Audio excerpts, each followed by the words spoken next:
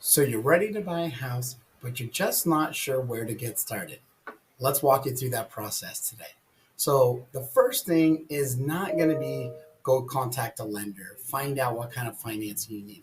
In my opinion, the first thing that you should be doing is interviewing the agents. Make sure you find the right agent that's going to fit your lifestyle, your style of communication. Because ultimately, what you have to understand is that this transaction is a process.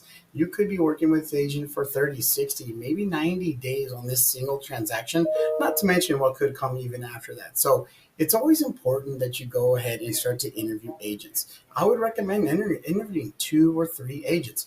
Interview me. If you were a friend of mine or family member of mine, I would fully expect that. Just like I would expect any of my clients to want to interview me and ask me questions to make sure that I'm the right fit for you. Now, at the end of the day, I know I'm good at my job, and I hope that I can show you that as well and get the opportunity to win your business.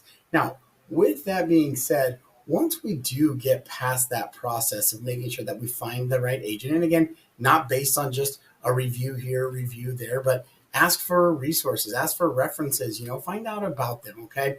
So once we get that, now it's time that, you and that agent, we can start to lay out a plan. Okay. So let's talk about your needs. What does that purchase look like? Let's talk about bedrooms, square footage, areas that you might want to be moving to. That will allow me to get to work for you and lay out a strategic plan for you. At that point, once we're satisfied with the direction of our strategic plan, that's when I'll go ahead and get you set up with a couple of our preferred lenders. Give you a chance to interview them as well. Just like an agent, you're going to be working with lenders quite a bit, making sure that all the documents are in, any type of tax returns, paycheck stubs, things like that. They're in the need, you're going to be able to get to them. So having a good relationship and a good positive working relationship is equally as important.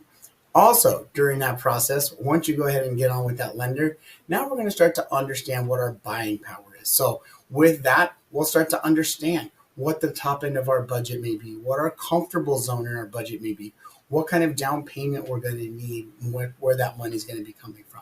Okay. Once we finish that step, now really comes the fun part. We get to start home shopping, right?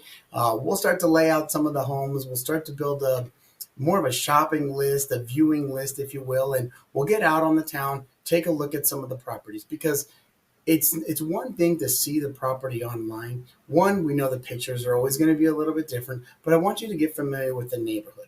Where are the local schools? Where are the local parks? What are some of the restaurants in the neighborhood? If you're a gym goer, where's the nearest gym? For grocery shopping, is it by a grocery store? What's the access to that going to be? All of those are going to play a role in us getting out on the town and figuring out where that perfect neighborhood is going to be for you. Now, once we get to that part, now comes a little bit more of the intricate part of getting an offer put together, combined with what our strategy has been laid out, and the lender's information. We'll be able to go ahead and make an offer on the subject property.